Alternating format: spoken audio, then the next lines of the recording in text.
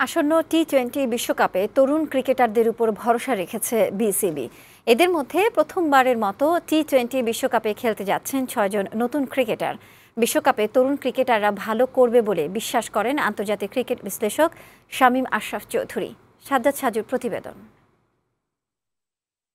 সব জল্পনা কল্পনার অবসান ঘটিয়ে অবশেষে টি-20 বিশ্বকাপের জন্য ১৫ সদস্যের চূড়ান্ত দল ঘোষণা করেছে বিসিবি। ১৫ সদস্যের এই দলে ৬ ক্রিকেটার প্রথমবার টি-20 বিশ্বকাপে যাবার সুযোগ পেয়েছেন।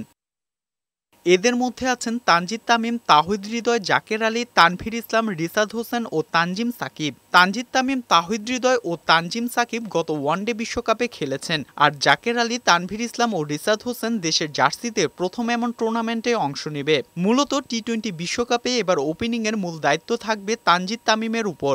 সবশেষ ঘরের মাঠে জিম্বাবুয়ে সিরিজে অভিষেক হয় এই বাঁহাতি ওপেনারের। টপ অর্ডারের মূল ভরসার নাম তাহিদ হৃদয়। ধারাবাহিক ব্যাটসম্যানদের মধ্যে তিনি আছেন ফর্মে। উইকেট রক্ষকের পাশাপাশি মিডল অর্ডারে ভালো করেছেন জাকের আলী। ক্রিকেটের সংক্ষিপ্ততম সংস্করণে এরই মধ্যে নিজের পাওয়ার হিটিং শো দেখিয়েছেন এই ক্রিকেটার। স্পিন বিভাগে জায়গা পেয়েছেন রিশাদ হোসেন ও তানভীর ইসলাম।